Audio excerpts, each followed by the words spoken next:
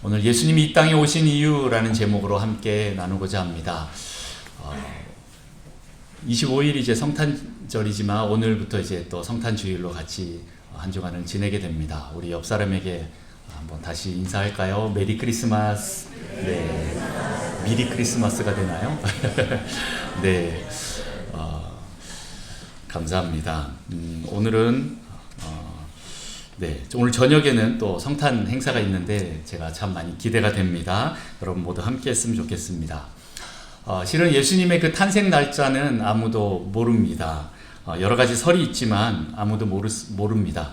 그리고 또 요즘은 교회뿐만 아니라 세상에서도 많은 사람들이 더 크리스마스를 기다립니다. 왜냐하면 그들이 즐길 수 있는 시간이기 때문에 그렇기도 합니다. 하지만 이제 이런 어떤 문화적인 불경건한 그런 모습도 같이 있는 것이 사실입니다. 그럼에도 불구하고 예수 그리스도께서 이 땅에서 태어나신 것, 그 시간, 그 기점을 통하여서 인류의 역사와 성경 계시의 그 분수령이 되는 귀한 순간임을 저희가 믿습니다. 그래서 이 BC와 AD를 가르는 그 예수님의 그 탄생, 그 성탄에 대해서 저희가 그 탄생을 기념하고 또 참된 성탄절의 의미를 깨닫고 또 살아내는 시간이 필요합니다. 그래서 이 시간들을 통하여서 그 모든 시간들을 크게 의미 있게 바꾸는 우리 그리스도인이 되기를 축복합니다. 오늘 누가복음 말씀을 통해서 예수님이 이 땅에 오신 이유에 대해서 살펴보고자 합니다. 예수님이 이 땅에 왜 오셨을까에 대한 답은 참 많겠지만 오늘 딱 3가지만 보고 넘어가도록 하겠습니다. 첫 번째는 무엇일까요? 바로 예수님은 영광의 왕으로 이 땅에 오셨다라는 겁니다. 이 땅에 영광의 왕으로 오신 것입니다. 예수님은 하늘의 왕이십니다. 아멘이십니까? 네. 그러면 이 땅의 왕은 누구입니까? 네. 사탄 원수입니다. 사탄이 왕이 되었습니다. 그래서 예수님께서 이 왕권을 회복하시려고 이 땅에 내려오셨습니다. 그래 내려오셨을 때 하나님께서는 하나님께 영광, 천사들은 하나님께 영광이고 땅에 있는 자들에게는 평화로다라고 그렇게 찬양하는 모습이 있었습니다. 예수님께서 오신 것 자체가 영광이고 또 잃어버린 영광을 되찾으려고 하시는 것이고 또 우리에게 그 영광을 다시 돌려주려고 하신 예수님이십니다. 그런데 오늘 본문은 세상의 왕과 비교되는 그 모습을 보이고 있습니다. 세상의 왕은 오늘 본문에 보면 누구입니까? 네, 1절에 보면 가이사 아구스토라고 되어 있습니다. 가이사 아구스토 누구입니까? 네, 가이사라는 것은 케사르, 시저라는 뜻이죠. 황제라는 뜻입니다. 그럼 그의 이름은 뭐죠? 아구스토라고 하는데 여러분 흔히 아는 아구스투스 이렇게 얘기하죠. 옥타비아누스라고 하는 그 로마 황제입니다. 예수님께서 탄생하는 그 장면을 누가가 이렇게 기록을 하는데 로마 황제의 그 명령과 시리아 총독이 구레뇨가 있을 때라고 오늘 좀 자세하게 적습니다. 본의 아니게 이제 누가가 이런 것들을 잘 적다가 보니까 실은 누가는 시간 순서대로 적습니다. 그리고 시간과 공간이 철저하고 그 의사이기 때문에 그 방법이나 이런 것들을 아주 잘 기술을 해놨습니다. 어쨌든 그렇게 누가가 이렇게 잘 기록해놨는데 본의 아니게 세상의 왕과 예수님이 비교가 되게 되어버렸습니다. 세상의 왕과 하늘의 왕 예수님이 이제 비교가 되는데 한번 보도록 하겠습니다. 자, 세상의 왕 가이사 아구스토는 어떤 사람입니까? 네, 여러분 혹시 시저, 가이사, 케사르 하면은 누가 생각나십니까? 제일 먼저 이제 율리우스라는 사람이 생각이 납니다.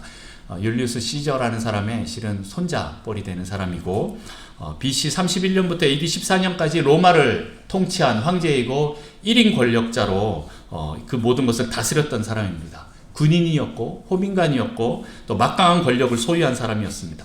여러분 잘 아는 그 팍스 로마나라는 단어 아시죠?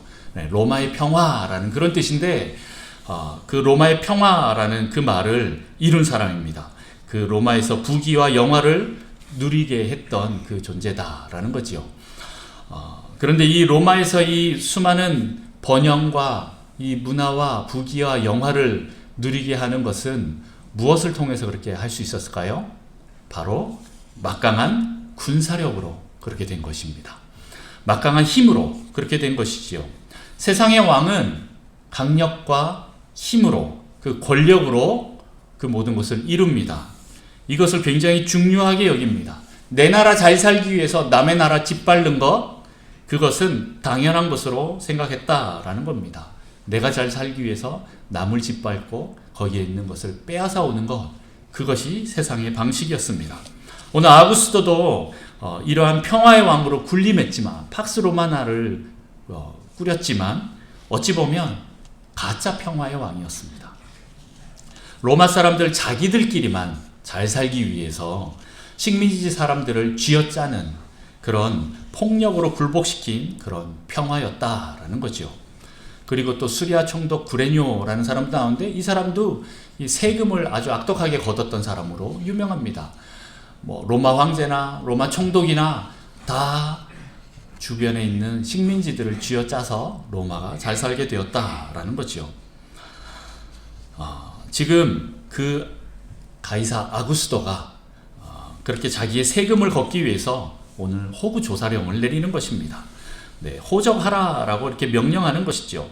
그 당시 백성들이나 다른 나라 사람들의 그 안위를 생각하지 않습니다. 자기 이익만을 위해서 무조건 명령합니다. 무조건 자기가 태어난 그 동네로 돌아가라. 실은 그게 엄청난 혼란을 일으키는 일인데, 백성의 편의는 전혀 생각하지 않고 자기가 편한 대로만 그 모든 것을 명령합니다. 강제적으로 하는 거죠. 행정 편의주의적 방식이다라는 거죠. 왜냐하면 자신의 말 한마디에 온 로마가 다 움직였기 때문에 자기가 더 편한 것이 우선이지 남이 편한 것은 생각하지 않습니다. 어쨌든 로마 황제는 일반 백성들을 생각하는 처사라기보다 강력한 행정력과 공권력으로 자신들이 원하는 일을 이루어내는 세상의 왕의 모습이 그려져 있습니다. 그로 인해서 우리 불쌍한 예수님의 아버지 요셉은 어렵게 갈릴리 그 나사렛에서 지금 베들레헴으로 가는 그 여정을 행하고 있는 것입니다. 아주 급하게 가는데 오늘 표현으로 보면 약혼자 마리아를 데리고 갔습니다. 왜요? 지금 만삭이기 때문에 그렇습니다. 그 마리아를 자기가 동침하지 않았지만 임신이 되었습니다. 처녀였는데 아직 완전히 결혼하지 않고 남자를 알지 못하는데 임신이 된 그 여자가 이제 곧 아이를 놓게 된 그 상황이 됐는데, 그 아이 마리아를 혼자 놔두고 갈 수는 없는 것입니다. 혹시 무슨 일이 생길지 모르는 거죠. 네, 그 당시 상황은 되게 좀 위험한 상황이었습니다. 어쨌든 그래서 그 약혼자 마리아가 만삭임에도 불구하고 베들레헴으로 데리고 갑니다. 여행을 떠납니다. 그런데 그렇게 다른 사람들보다 느린 속도로 갈 수밖에 없는 그 상황이었고, 그렇게 베들레헴에 늦게 도착하니까 어떻게 됩니까? 이미 집들이 꽉 차버렸습니다. 여관이 꽉 차버렸습니다. 베들레헴 제가 예전에 가봤다 그랬죠. 되게 조그만 동네입니다. 지금은 그래도 조금 커졌는데 가이드가 이제 저를 한번 따라와 보세요 하면서 한 2블럭 정도 되는 거리를 한 바퀴 뺑 돌았습니다. 딱 돌면서 10분이 안 걸린 그 시간이었는데, 여기가 베들레헴입니다. 옛날에 2000년 전에 베들레헴입니다. 딱 그러는 거예요. 이게 진짜 조그만 동네였죠. 몇 사람 살지 않는 그 동네에 그곳에 이제 집에 찾아갑니다. 그 당시 뭐 따로 호텔이나 여관이 있는 게 아니고 그냥 그 아무 집에나 들어가서 사랑방이 비었는지 보고 그곳으로 들어가는 거죠. 그 당시에는 집 구조가 안방이 있었고 사랑방이 있었습니다. 그리고 또 마구간이 따로 있었습니다. 보통은 이제 마구간이 이제 복층으로 돼 있어서 밑에 층이 마구간이고, 그리고 그 위에 복층으로 된 곳을 사랑방으로 썼습니다. 뭐 역사학자들이 이제 살펴보기로는 그 당시에 추울 때 동물의 온기를 조금 더 이용하려고 그렇게 복층으로 했다, 뭐 이런 얘기도 있는데, 어쨌든 안방은 주인들이 살아야 되고 손님이 오면 사랑방을 내주는데 오늘 거기다 다 꽉 찼다라는 거죠. 그래서 그 사랑방도 자리가 없어서 결국에는 그 밑에 있는 동물들이 있는 마구간에 들어간 모습을 보게 됩니다. 그리고 거기서 출산을 하는 거죠. 오늘 우리 예수님은 어떤 모습으로 그려지고 있습니까? 세상의 왕은 황제고 가이사이고 또 총독들이고, 또 이 모든 것들이 팍스 로마나를 이루면서 군림하면서 폭력으로, 강력한 권력으로 평화를 이루는 그 세상의 왕의 모습이 있지만, 그와 반대로 예수님은 다른 모습으로 나타납니다. 우선 하늘 왕이신 예수님은 다윗의 자손임을 먼저 얘기하고 있습니다. 아버지 요셉이 다윗의 직계 후손이기 때문에 베들레헴으로 간 것이죠. 왜냐하면 베들레헴이 다윗의 동네이기 때문에 그렇습니다. 다윗은 베들레헴 사람이었기 때문에 그렇습니다. 그렇게 요셉 때문에 베들레헴까지 가서 호적을 등록하는 일 때문에 그렇게 내려가게 됩니다. 어떻게 보면 나사렛에서도 예수님이 태어날 수도 있었지만 왜 딱 태어날 그때 힘겹게 어렵게 이렇게 베들레헴으로 가게 했을까? 왜 호구 조사령이 떨어졌을까? 라고 생각해 보면 조금 우리 생각으로는 좀 어려운 것 같지만 그럼에도 큰 그림으로 보면 하나님께서 그 모든 그림을 움직이고 계신다라는 걸 보게 되는 거죠. 왜냐하면 예수님께서는 다윗의 자손으로 오실 뿐만 아니라 베들레헴에서 태어난다라는 예언도 이루시기 위해서 그랬다라는 것입니다. 이것을 예언을 성취하기 위해서 하신 하나님의 섭리다라는 것을 알 수가 있습니다. 자, 어쨌든 예수님은 다윗의 후손이고 왕족이었지만 지금 그의 아버지는 어떤 사람입니까? 나사렛의 가난한 목수였다라는 것이죠. 그 구약에는 한마디도 언급이 없는 그 나사렛이라는 동네, 거기 정말 볼 것 없는, 이름도 없는 완전 총구석에, 다시 말해서 무시받기 딱 좋은 그런 아버지 밑에 태어났다라는 것입니다. 아무리 다윗의 자손이면 무엇합니까? 지금 현세에서, 지금 이 상황에서는 정말 요셉은 볼품없고 가난한 사람이었습니다. 예수님이 이런 가정의 아들로 태어납니다. 그리고 있을 곳도 없어서 급하게 마국간에서 태어나 그 구유 위에 누일 정도였습니다. 예수님은 세상의 왕과는 비교될 만큼 정말 초라한 모습으로 이 땅에 오셨습니다. 세상 사람들이 볼 때 하늘의 왕이라고 여겼겠습니까? 와, 저 왕에게 영광을 돌리자, 이런 마음이 들었겠습니까? 전혀 그렇지 않습니다. 하지만 예수님은 겸손한 왕이셨습니다. 그리고 우리를 사랑하셔서 십자가에서 자신의 생명을 주시는 왕이십니다. 세상에서는 초라한 왕이시지만 하늘에서는 영광의 왕이었다라는 것입니다. 오늘 세상에서 보는 그 시각은 또 다른 모습으로 보면 또 예수님은 초라하게 강보에 쌓여 구유에 뉘었습니다. 12절에 보면 너희가 가서 강보에 쌓여 구유에 뉘어 있는 아기를 보리니 이것이 너희에게 표적이니라 하더니, 성경의 이 사실에 대해서 이 강보에 쌓여서 구유에 누인 게 표적이다, 증표다, 하나님의 증거다라고 말하는 게 솔직히 좀 이해가 안 됩니다. 어떻게 보면 화려한 궁전에서 메시아가 태어나기를 사람들은 원했을 겁니다.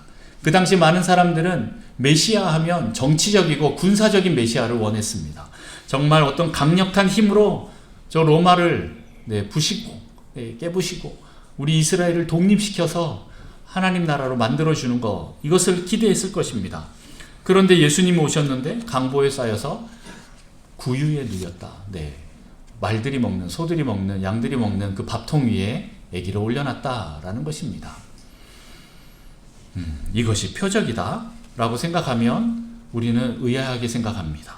하나님의 방법은 우리의 생각과 상식을 초월합니다. 우리의 방법하고 다릅니다. 이렇게 예수님은 또다시 우리의 생각을 뒤집는 모습으로 오십니다. 그리고 또 예수님이 태어난 것을, 이렇게 태어난 모습에 대해서 성경에는 또 뭐라고 합니까? 14절 말씀 우리 다 같이 한번 읽어볼까요? 14절입니다. 시작. 지극히 높은 곳에서는 하나님께 영광이요.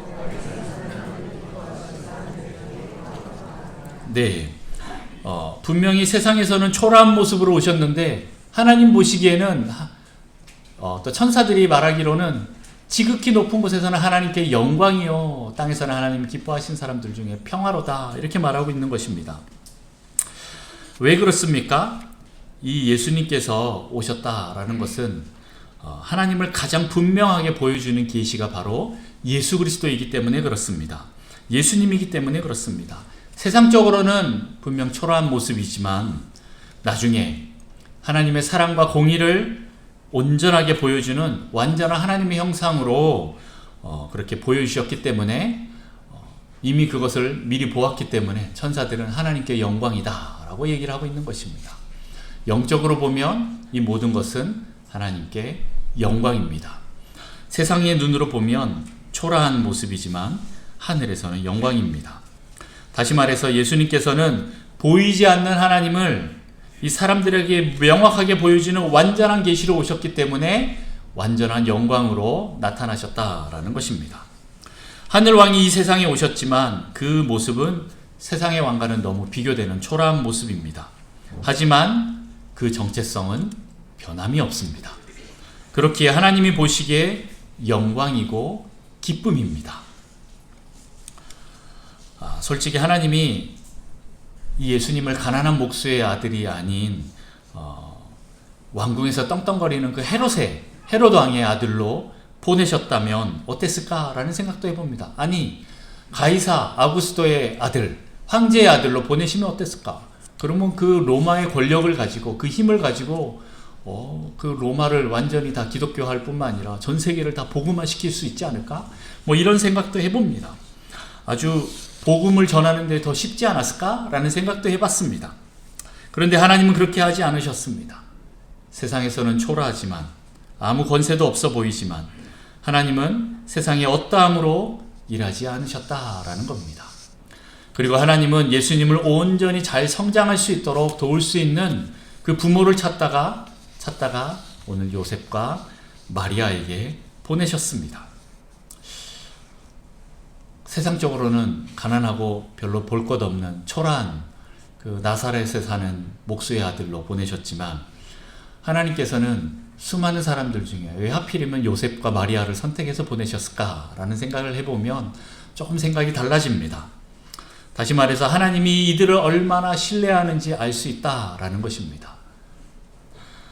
세상에서는 보잘것없지만 하나님 보시기에는 가장 탁월한 자들이 바로 이 요셉과 마리아였기 때문에 그렇습니다. 이들에게 아기 예수를 맡겨도 되겠다라는 그런 믿음이 생기고 그리고 안심이 생기는 사람들이었다라는 거죠. 이렇게 하나님은 세상의 어떠함을 보고 일하시는 분이 아니십니다. 혹시 여러분 중에 나는 왜 이 집구석에 태어나서 이렇게 지질이 또 가난하게 크고 부모는 내가 원하는 거 다 해주지도 않고 나를 못 밀어주고 나는 이렇게 어렵게 힘겹게 홀로 성장해야 했는지 한탄하시는 분들이 계십니까?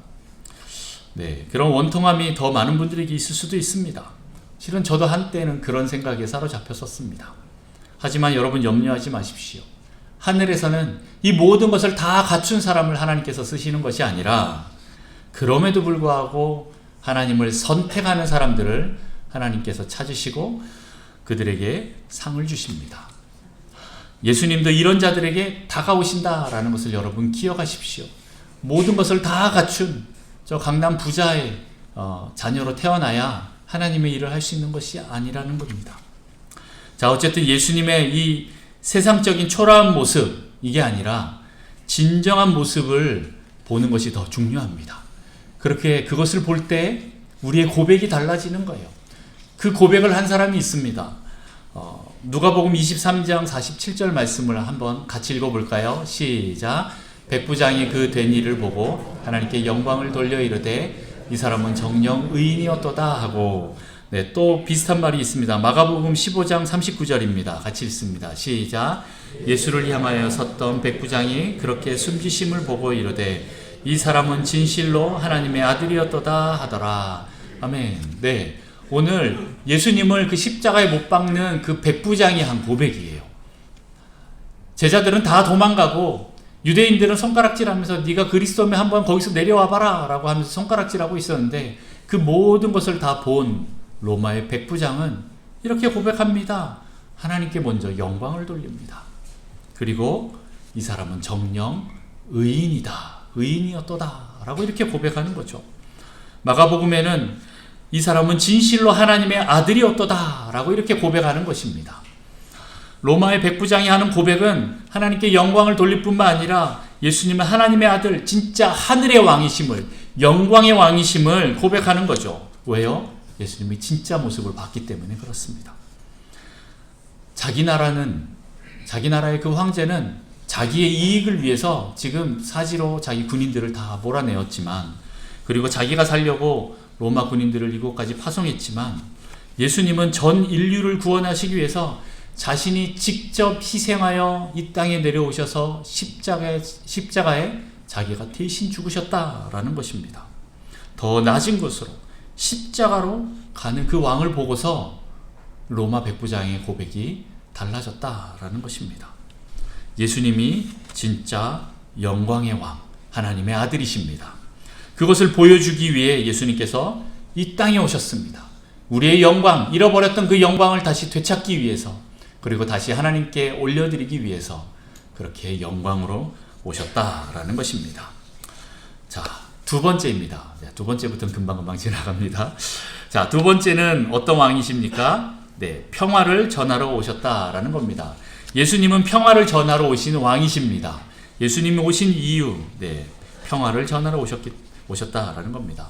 네, 좀 전에 언급한 그 가이사 아구스도, 그가 이룬 그 로마의 전성기, 팍스 로마나, 이거는 폭력으로 이룬 평화였습니다.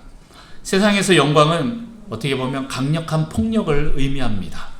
세상의 평화는 그 폭력 앞에 모든 사람이 굴복한 상태를 의미합니다. 아구스도가 로마의 평화를 이룰 수 있었던 것은 주변 나라들을 그렇게 폭력으로 굴복시켰기 때문에 그렇습니다. 하지만 천년만년 살 것 같았던 그 로마, 지금은 어떻게 됐습니까? 없습니다. 네, 망했습니다. 그러나 평화의 왕으로 오신 그 예수님이 이룬 나라, 지금 어떻습니까? 네, 온 세상을 뒤덮고 있는 것입니다. 예수님은 자신의 생명으로 하나님과 우리 사이에 참 평화, 화목을 이루신 분이십니다. 누군가 희생해야 한다면 그것이 바로 자신이라고 하시면서 참 섬김과 겸손을 보여주신 분이셨습니다. 힘이 아닌 자신의 희생으로, 십자가를 통해서 죄인들을 구원함으로 평화를 이루었습니다. 그리고 예수 그리스도의 나라는 지금까지 확장하고 있습니다. 세상의 왕은 칼로서 확장하고 평화를 유지했지만 오래가지 못합니다. 하지만 예수님은 자신을 희생함으로 하나님과 화평을 이루어서 그것을 또 우리에게 주셔서 우리가 진정 평화로 들어가게 되었습니다. 또한 십자가에서 원수들과 사망을 이기시고 또 밟으시고 또 부활하셔서 참된 평화를 이루셨습니다. 그리고 부활하셔서 제자들에게 오셔서 제일 먼저 처음에 하신 말씀이 무엇입니까? 샬롬, 네, 평강이 있을지어다 라고 이렇게 선포합니다. 예수님만이 참 평강의 왕이십니다. 예수님이 진정 샬롬을 외칠 수 있는 승리의 왕이십니다. 모든 인류를 하나님 앞에서 화평케 하는 일을 예수님이 하셨고 그 평화의 복음을 전하러 오셨습니다. 그래서 예수님은 우리에게 평화를 주시러 오셨습니다. 세 번째입니다. 세 번째, 예수님은 기쁨을 주러 오셨다라는 겁니다. 세상의 왕은 폭력으로 군림하면서 다스립니다. 그래서 기쁨이 없습니다.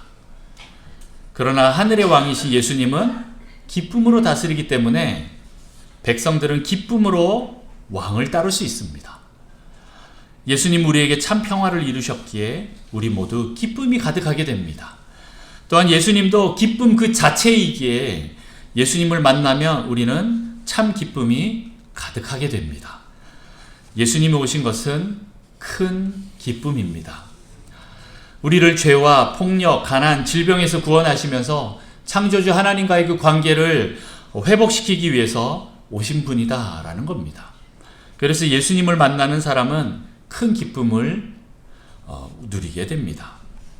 그러나 세상에서는 참 기쁨이 없기 때문에 거짓 기쁨을 찾으러 돌아다닙니다. 이 성탄절만 봐도 그렇습니다. 세상에서는 이 성탄절에 많은 사람들이 축제의 분위기로 몰고 갑니다. 왜요? 뭔가 여기서 기쁨을 한번 누려보려고 그렇다라는 겁니다. 하지만 그들은 예수님 없는 축제를 만들고 있습니다. 그렇기 때문에 진짜 기쁨을 맛보지 못하고 파티를 열고 있는 기쁨이 없는, 참된 기쁨이 없는 거짓 기쁨으로 파티를 열고 있는 그 모습을 보게 됩니다. 흔히 얘기하는 안고 없는 찐빵이다 라는 표현처럼 진짜 퍽퍽한 맛없는 빵을 파티 음식으로 내놓고 있는 것입니다. 이들이 얼마나 기쁨이 없으면 예수님까지 끌어당겨서 자기들이 한번 즐겨보려고 놀려고 하고 있겠습니까? 이렇게 세상은 거짓 평화, 거짓 기쁨으로 가득 차 있습니다.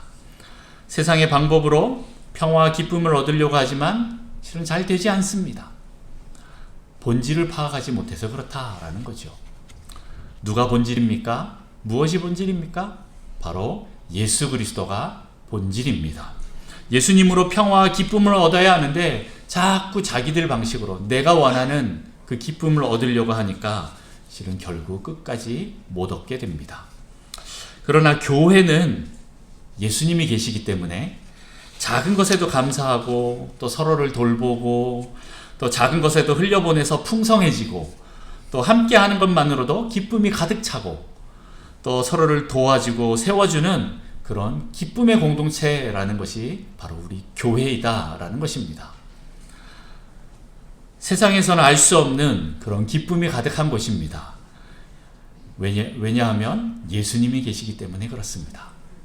바로 여러분들을 통해서 그 예수 그리스도의 참 평화와 참 기쁨이 흘러가는 공동체가 되기를 축복합니다. 솔직히 오늘 저녁에 있는 그 성탄 행사, 세상에서 여는 그 수많은 휘황찬란한 행사에 비교하면 우리는 아마 별거 아닌 것처럼 보일 수도 있습니다. 하지만 우리는 예수님이 계시기 때문에 온전한 참된 기쁨이 가득한 그런 행사가 될 것을 저희가 믿습니다. 그리고 이전에는 성탄절 행사에 우리가 많은 예산을 들여서 우리 안에만 이 기쁨이 머무는 시간을 좀 보냈었습니다. 하지만 이번 성탄절에는 어느 정도 우리의 재정을 또 밖으로 흘려보내기를 그렇게 보내기로 했습니다. 그래서 우리만 기쁜 것이 아니라 이 기쁨이 필요한 사람들, 기쁜 소식을 필요로 하는 사람들에게 이것들을 좀 전하는 시간을 가지려고 합니다. 특히 우리 지역사회 소외되고 외로운 사람들, 또 노숙자들이나 아니면 출소자들 공동체나 아니면 혹은 연말에 외롭게 지내고 있는 그 재소자들의 자녀들, 이런 사람들에게 외롭지 않게 따뜻함을 선물하려고 합니다. 이런 행동들이 실은 기쁨과 평강으로 오신 예수님을 기리는 참된 성탄의 의미를 잘 살리는 방법이라고 생각합니다.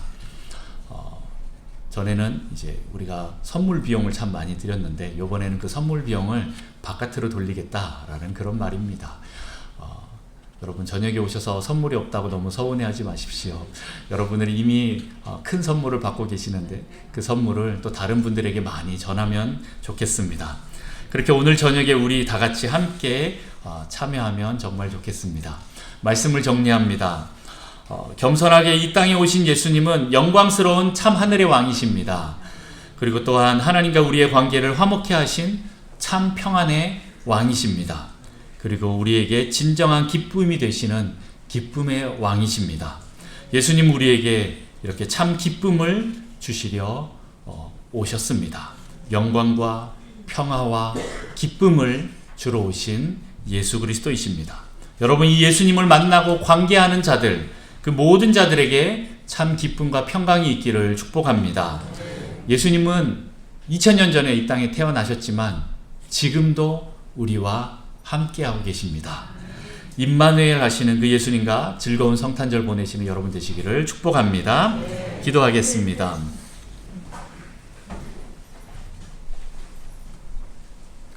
하나님 아버지, 우리에게 참 좋은 소식을 전해주셔서 감사합니다. 이 복된 소식을 저희가 믿게 하시고 그로 인해 참 평안과 기쁨을 누리게 하셔서 감사합니다.